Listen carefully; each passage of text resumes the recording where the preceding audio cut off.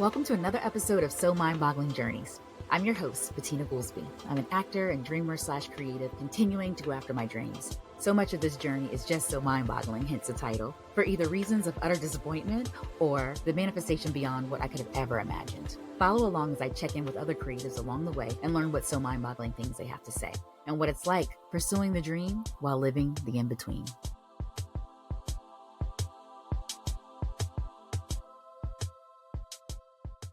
All right, so Melissa Mowry, thank you so much for joining me on the show, So Mind-Boggling Journeys. I'm very excited to have you here today. Thank you for having me. I'm really excited to be here. Yes. Okay, so I'm just going to do a really quick little moment of how I came to you. You are the director of Dracula, a feminist revenge fantasy, really, by Kate Hamill, and it is playing at the Virginia Stage Company here at the Wells Theater in Norfolk, Virginia. And Darlene Hope is playing a character in your play. And she and I have worked together in the past, and she's been on my podcast. I actually saw her post about the show. And I was like, oh, wait a minute, you're in Virginia and, Norfolk, no less, or whatever. And she was like, yeah, oh my gosh, I forgot to, let you know because I'm between Norfolk, Virginia Beach, and New York. And I was like, oh, how cool is that you're going to be in town? I have to come see your show. And then that led her to tell me about you. And I was like, oh, I definitely want to talk to Melissa. Like, she sounds amazing. So, Melissa, I'm going to I want to hear how you describe your history and how you came to be a director. Yeah, absolutely. I am from Virginia Beach originally. I was born in Portsmouth, raised in Virginia Beach. Went to school outside of Richmond for my undergrad. And then I got my master's in directing from Actor Studio Drama School at Pace University. And I've always been interested in storytelling.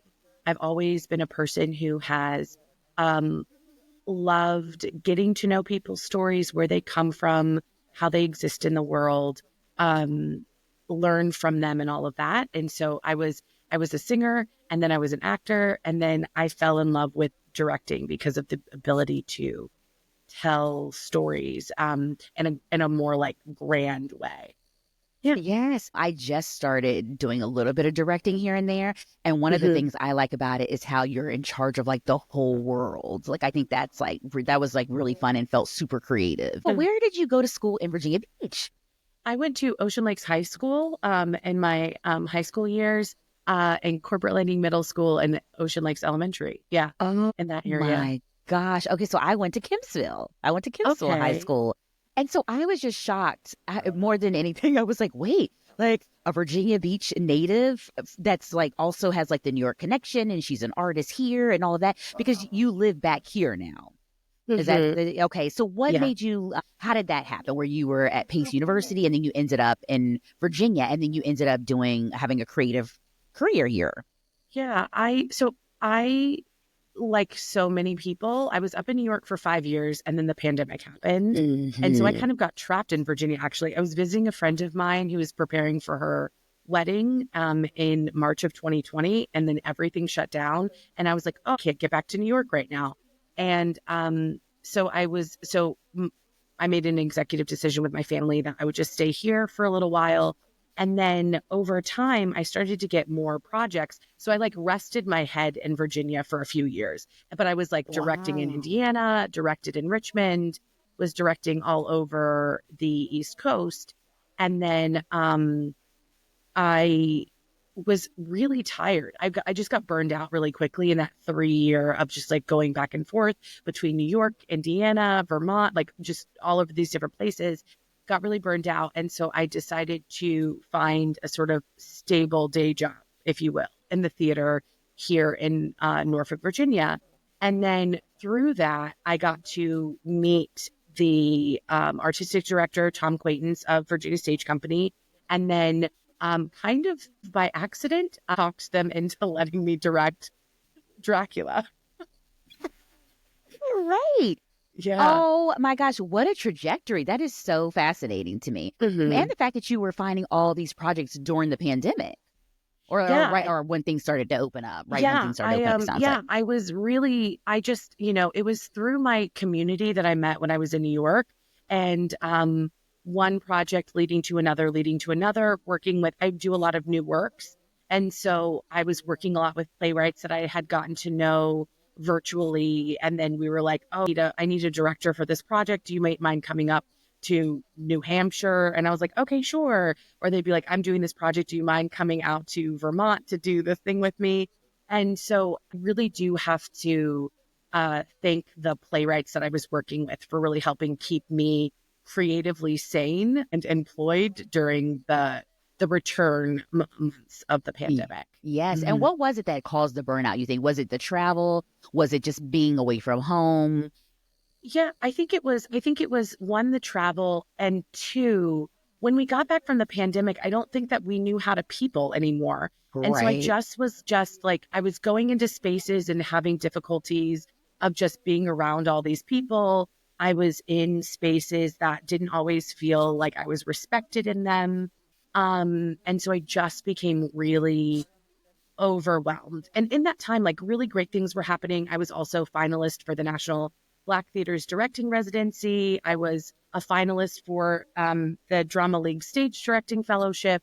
And so all of these great things were happening, but I just was feeling myself, the more and more I was putting myself out there, I just was like, I'm really, really tired. And my recovery time after a project was taking longer and longer. And Mm. some of the joy I had when I was working on projects was disappearing. And Mm. so I was quite literally in the middle of making a decision of whether or not I wanted to continue working with directing. And I realized I either needed to take a year um, and then come back and like be ready to prepare for the rest of my career, or my career was going to last me one more year. And so it Mm. was a really scary decision to make, but I just needed to find rest and be okay with the fact that sometimes you have to take care of yourself in order to be the artist that you want to be. You have to be a full human in order to be a full artist, I think. Yes. Yeah. Mhm. Oh, that's a gem right there. You do. Because I feel like I've been kind of barreling through Yeah. life. I've been kind of like put your head down, barrel through, and it's like I'm not Hmm. really giving myself an opportunity to be a full human these days. Hmm. So that's interesting that you said that. Yeah. And I think too, I also think I would have never gotten the opportunity to do this incredible production had I not taken the time.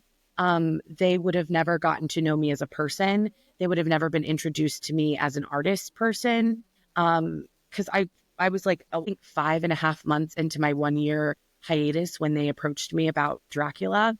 And I don't think it would have ever come to me. And I don't think I also would have been ready for it. I think if I hadn't rested, if I hadn't taken a good look at who I was in the time that I was feeling so burned out, I wouldn't have been able to be prepared for a piece that is as extensive and as involved as Dracula. Not Yes, at all. because you were doing marketing beforehand, right? I was doing so I was doing like front of house hospitality and that sort of thing at the theater. And I just happened to like, it's such a small company, you get to interface with people so often um that I was just constantly like in connection with artistic heads of the company. Oh, Yeah. that's awesome. Okay, so that brings us to Hmm. Dracula, a feminist revenge fantasy. Really? Okay, so it's this very interesting play where it's kind of like an adaptation of Bram Stoker. And basically, so Kate Hamill, she is a playwright. She's a fairly young playwright Hmm. that kind of like retwists and reimagines all these classic plays with a little bit of a feminist twist where the women are centered, and it really challenges all the societal norms that we've all grown up with and lived under for all these years. And so Dracula does just that. And I felt like it was really fascinating. And I thought it was really fascinating that you had this play, that you directed this play here in this area, which is pretty conservative, very much holding on to a lot of those old Hmm. ways of being and thinking.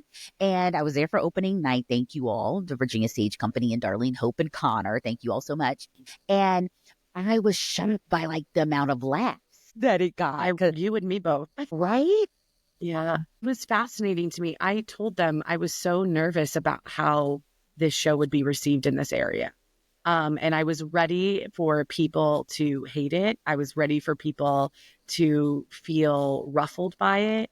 And I was very surprised by how many people ended up really enjoying it, loving it, and being impacted by it, I think, in a positive way. Mm-hmm. Yeah. And I love that you said in the talk back that you said to Tom Quaintance, the artistic director, like, do you really want like an angry Black woman directing this play, this feminist play? Yeah. Yeah, I did, because when I read the piece and I was so viscerally responsive to so many things in it. And I was like, there was a point where I actually had to put the play down because I just got so angry by some of the relationships between the characters as I was seeing them in my mind. And I said, this is the only way that this play for me is worth doing. If not, I think it can promote ideas that are not ones that I'm interested in. And so I was like, so I need you to really understand the fact that I'm coming at this as a woman of color, as like raised in the Black community. Like, I need for you to understand that, because my experience of feminism in this period of time is very specific. And I will, like, I need you to understand that and be open to that, because I'm not going to have you breathing down my neck the whole time I'm doing the show. And no, he was like, no, I know exactly who I'm asking to do this. And I want to see what you do with it. Yes. Oh my gosh. And I feel like the way that you directed it, even though there were very strong and very bold choices, and certain things could be Mm-hmm. people, men, we'll just say it, men could be offended by certain things, by a lot of things. I think it's the humor. It's probably the humor and the campy style of it that makes Mm-hmm. it so fun and engaging that you're like, oh my God, I can't believe they said that. But it's like, ha, ha, ha, ha, ha, it's like, that was a great mix. And, a great, it's like sugar coated. It was a little, sugar coating a Mm-hmm. little bit, right? Yeah, and So to she speak. taught. Not really, but, Yeah, and Kate Hamill. I mean, it's so in her style. Kate Hamill has said that part of the reason that she loves the comedy of it so much is because um, the comedy is it helps us understand and take in the truths of the yes, show and make it a little bit more easy and digestible for us. yes. Instead of having like it being like, do this, be better, and sort of beating it into somebody. If you allow them the space to laugh as well, then they're able to take in and have the difficult conversations more Mm-hmm. easily. Yes. Yeah. And one of the things, so there's a few themes that I thought were very interesting in this play. One, the fact that it took, like, from the jump, the women are marginalized and it's like they can't do anything. They're really only here to bear Mm-hmm. children. Even the way that Mina is treated as she's a pregnant woman, it's like, no, you can't do anything. Sit down. You can't do this. And she's like, no, I'm still a functioning person. I can still do things even though I'm carrying child. So I thought that was very interesting. And the fact that you have like one of the stronger, or they're all strong. All the female characters are strong. But one of the, and I'm like, is this a spoiler alert? If this is a spoiler alert, I'll cut it out. But it's like kind of like the heroine, right? Mm-hmm. The hero is a heroine. She is a heroine. Mm-hmm. And it's like, there are forces that are fighting against that, and she Mm-hmm. constantly has to put her feet down, plant her feet down, and assert herself and let everyone know who she is, why she's there, and what she plans to do. And that's like a constant theme throughout. Mm-hmm. I thought that was Yeah. very interesting. Yeah. I kind of love that within the production. I kind of say like the three main women in the show, Mina, Renfield, and Van Helsing, I kind of equate them to the heart, mind, and soul of the play. Each of them, as you're watching them sort of navigate this like evil force, which is Dracula. You you also watch them deal with not only like Dracula's evil, but also the wrongs of the society and the culture of like defining who they are for themselves, about having the freedom to take ownership over themselves, their names, who they are, as well as like fighting this like supernatural force. It's coming at them from all different levels. And the way that they respond to it is so indicative of different experiences of women across communities, and as well as the level within which women take like have a sense of autonomy and self like ownership, and how much of that is taken away from them and how they respond to that sort of situation. It's just really beautiful to watch these three women have three very different experiences to a very similar situation. Yes, Yeah. absolutely. And so the Renfield character. Mhm. So, okay, so I think I got a little bit confused Mhm. on what she represented. Like, does she Mhm. represent a woman who, because in a way, she kind of still had, it was okay. So it was almost like she's presented to us as a woman who was like very independent and was like traveling and doing this Mhm. thing. And even though she was doing those things with her husband, it seemed like initially she had some agency over herself. And then her husband gets killed. And then she winds up, because then now she's like this free Mhm. woman, literally this free woman. She ends up in this insane asylum. And there were moments where it felt like she felt like Dracula, like she needed Dracula to save her a bit. Yeah. So Renfield's character is some things I think are really interesting about Renfield's character, because I find her story is actually one of the most compelling to me. She was actually the character that made me interested in the show. I And remember you that's the said that in character. the talk back, and I Yeah. wanted to dive into that. Why Yeah. so? And Kate Hamill played Renfield in the original production as I well, which read I think is that. really I interesting. think so So too. yeah, so the character of Renfield actually in her so she in her life as a before she was uh sort of captive by Dracula, if you will, her husband was actually very, it's not really clearly, well, I mean it is a little clearly defined, but it's also a little bit ambiguous. But he was actually kind of a very antagonistic character in her life. And he is the person she refers to, a bad man, throughout the whole Mm-hmm. entire show, and that is her husband. And so, actually, of her finding freedom by Dracula killing her husband, she finds freedom from him. And so then she just gets herself in this like hot, like this deeper experience of like she leaves one bad man and then is pushed into an even worse creature. But but she sees Dracula's liberation because he liberated her and freed her from the bad man that she was originally married to.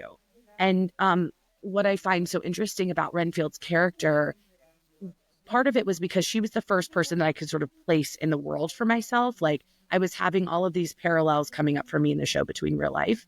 And so when I thought of Renfield, I thought of Centoya Brown and the experience of she literally is like seeking out freedom from a very horrific experience, and then is quite honestly like forced into incarceration because of this. Yes. And we can, like, people can agree or disagree with the choices and actions that she made to get that freedom, but at the end of the day, how can we judge her for I could not understand or think about what I would be capable of if I was in such horror. Right. And so Renfield, I think, is in a very similar position of being in a place that Mm. is really terrible for her, and then something that's so evil then frees her from it, and then she sees that as the thing that will give her life and freedom. And then and then you can ask the question of, does it actually give that to her?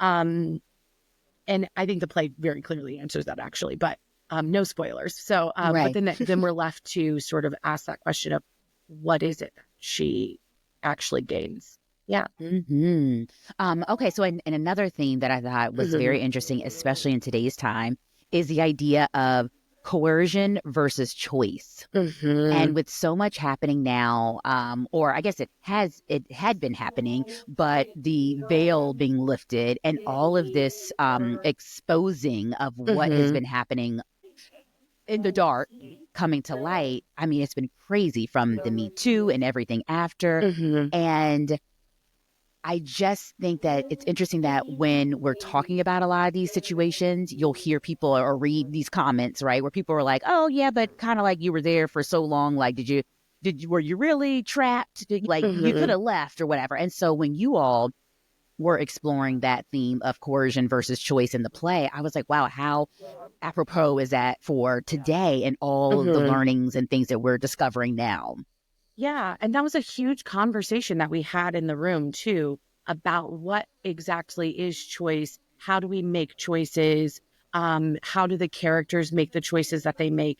Are they forced into those situations? How do they also respond to them? I thought it was, especially when we were talking about the vampire wives in the play, of the fact of like every single person that Dracula interacts with is in some way a victim of him. And then what are the choices that we make or don't make that help us um, get through those experiences, right? So we are sitting there and you're watching the wives who seem very, who are very eager to participate in vampirism in the show. And we also look at the fact of like, but what choice did they have when they first started? And now also he dangles everything in front of them and withholds from them in order to keep them malleable and to keep them sort of in a state of control. And then what does that look like? The fact that there are no redeeming qualities for Dracula whatsoever in the show, because you just watch him continue to exercise control over these different people and both men and women in the play in order for him to get what they want. And there's a beautiful line in the play that sort of echoed throughout, which is it is important to it is important that she have the illusion of choice. So all of these characters are pretending or are feeling as though they're empowered to make choices. But at the end of the day, like when we're interacting with and participating in these different systems, what choices do we really have? Besides either I go along with or I will fight against. And both of those choices have consequences. And looking at, I think the play allows us to really ask questions of whether or not we these characters are able to handle the consequences of the choices they do make and the choices that they decide to not make. And it's a really interesting. I think that makes everybody a little bit live in a land of not black and white. Yeah.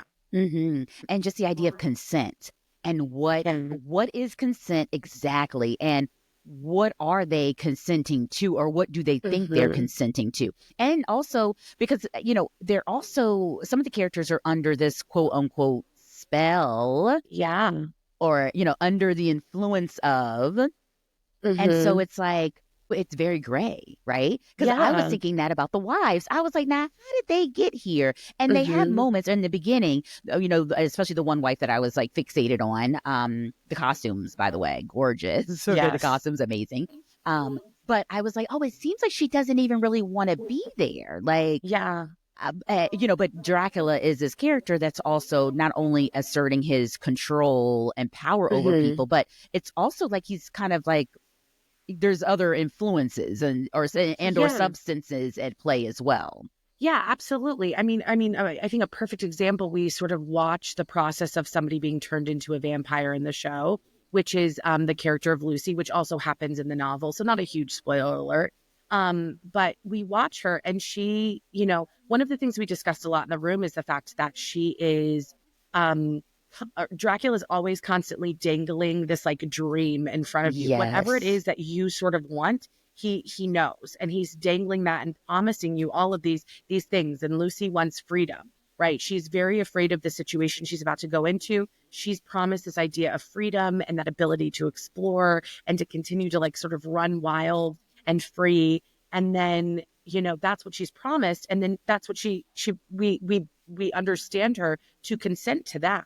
But then what she ends up getting instead is this whole other experience, which is essentially going to lead her to, as we can see with the wives, is going to lead her into a space of servitude and a space of actually less freedom than she would have had she not fallen under the spell of Dracula.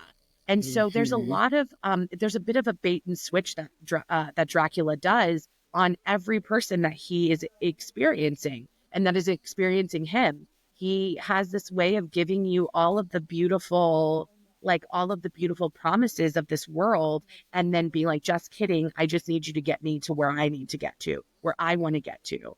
um and it's so, and what's so amazing to me about that is that I think the fact of, it's a very thinly veiled allusion to what happens, I think, in a lot of um toxic situations, whether they're institutional, whether they're personal, whether they're in terms of romantic relationships or friendships. I think that we see these from time to time in some variation.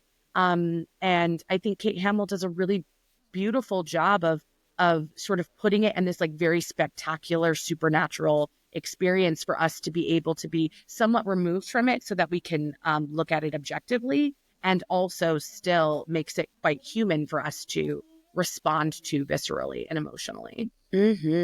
So ultimately, what do you think this play is trying to tell women?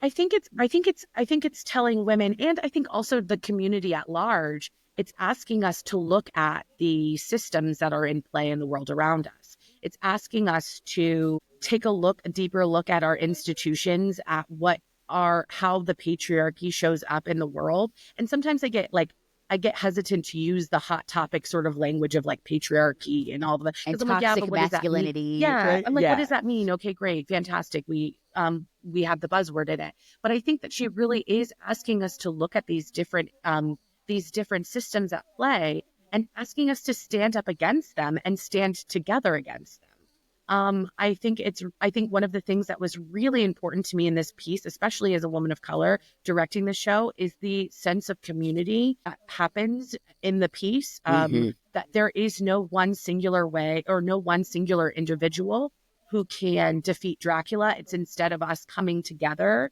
and uprooting it at its very roots.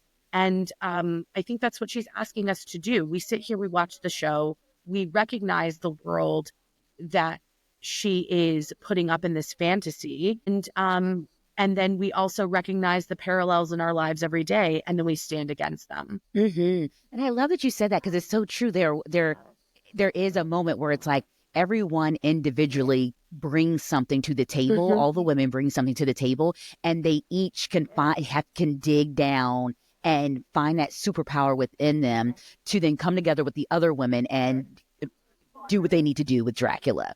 And Yeah. so, yeah, and you see that so beautifully in the play. I also want to give a shout out to the set design. Oh my gosh, Yes. it was Joe gorgeous. Winarski. Absolutely I was fantastic. staring at the stage. It Yeah. was And one of the amazing. things that I loved about that piece, because this is one of my favorite moments of collaboration. Collaboration's like I call it my love language. We were sitting down and we were talking, and the both of us were really like, we're figuring out like this show seems so hard to find a way into in terms of the scenic design, because it could literally be done in a black room, and then that's an empty room. You could do the show. And she was talking, and she says, the way that you talk about the character of Renfield makes me feel like she should be suspended from a bird cage. And I said, well, and she was like, that's not possible. It wouldn't help your blocking at all. I said, no, but then that tells me she needs to be above everyone else in the Elevated. space and elevated. Because for me, it was really important. We watch all of these women are confined in some way, but Renfield is the only one who is physically confined. And I wanted to see that. I wanted to see that very specifically in the play. And so she just took it to a whole other level with her scenic design in that aspect. Yes. And also shout out to the actors, because the energy that they had to, muster for this play, it's a very physically active show. Yes. Yes. Okay, so this show is going to be at the Virginia Stage Company at the Wells Theater until November 3rd. And what are you hoping to take away from it as a director? As a director, I think for me, I look at my art as a form of service, to sort of giving back to the community. And so for me, I think it's really important that the piece feel like that the piece does have an impact, that it does touch people, that it does leave them thinking. This piece has challenged me as a director to really find the best ways to tell the story of making sure that I'm honoring the original work, and also having faith and trust in the way that I can give back to, or how I relate to the story. We did change a couple of things in the script, because I was like, for this cast, like something needs to be shifted, not like dialogue, but there were some moments that we've shifted slightly in order for the piece to feel more authentic to myself as a director, at the time period within which we're currently living, and with the actors and their stories on the stage, in order for us to tell that story in the best, most impactful way. for the instruments and the people that we have telling it. And so I really just hope, number one, that it helps to start conversations within the community. And number two, that I continue to go into spaces of creativity and community, creative community and collaboration, and be able to come with trusting in my own ideas and my own experiences and being able to execute them, because this was a huge piece. It's one of the largest shows I've ever done, with an 11-person cast, 45 minutes of nonstop action, 32 scenes, like just a huge piece. Yeah. Yes, it is. Yes, it is. And one of the things that I hope that this play and other plays like it do is that it's really easy for us to hear about these things that are happening outside of ourselves and outside of our own Mm-hmm. individual communities, right? And be able to see the error in those and the way that things need to progress, right? But then I always find it interesting that when I'm having just simple conversations one on one, maybe Mm-hmm. with other women, it's like because it's so indoctrinated in us, we don't know how we are still buying into the systems and the way things have always been. And Mm-hmm. it's like, oh gosh, I wish there was a way for that to finally come into all of us in our individual lives on a daily basis, how we deal with our coworkers, how we deal with Mm-hmm. the moms at the schoolyard, how we deal with the husbands, how we deal with, Mm-hmm. our parents. It's like Yeah. I wish I'm looking forward to that day when you see these changes in the simple daily conversations that are being had Yeah. And I and look at this. judgments of people's choices. Yeah. And what I love about this piece that we've created is the fact that I think that in through the conversations that we've just had within the room, of realizing that it's so easy to look at people, like you were saying, and have like judgments about and experiences of, and especially in a time right now where I feel like we're so divided in many ways. And I think what was part of what I really appreciated about working on the show and working with this, number one, is I think that it is both a call out and a call in of a lot of different people, as well as the fact of it allows for the ability to stop and see why other people make the choices that they make. And it's not that I have to agree with it. Like, I don't have to agree with the wives of Dracula, who are essentially like, just because they're victimized, they re-victimize other people. Like, I don't, but it does give me the opportunity to stop and be able to say, I see you. I see the experiences that you've had that have made you feel like there is no other option. And I understand what it feels like to think that there is no other option. Do I agree Hmm. with you? Absolutely not. Do I think that you're correct? Absolutely not. And I get to see that piece and shred of humanity within you while we also do not agree with one another. And Hmm. that to me is a really exciting, it's exciting to be able to have a piece that challenges us to take a look at who we are as individuals and who we are as a collective, and also recognize the fact that this stuff it is bigger than we imagine it to be. It is so insidious, and I've been using the word sinister. Everything about like the patriarchy and toxic masculinity and all of this is that it's so sinister. It seeps into every single facet of our lives because it's been ingrained in our culture and our communities for so long, that it also allows, I think, a bit of grace as we unpack how do we go from here? How do we move forward and realize that this is something that we are rubbing up against that is centuries um, deep in our culture and our communities, and we are just now beginning to find ways to talk about it productively and to find ways to work through it collaboratively, because that's also the thing that's going to get us through. It's not going to be just individually, it's going to be through community, it's going to be through the work that we do together that's going to help us fight this in the end. Okay, and so before you get out of here, I'm just curious to know, so like Yeah. what's next for you after the play?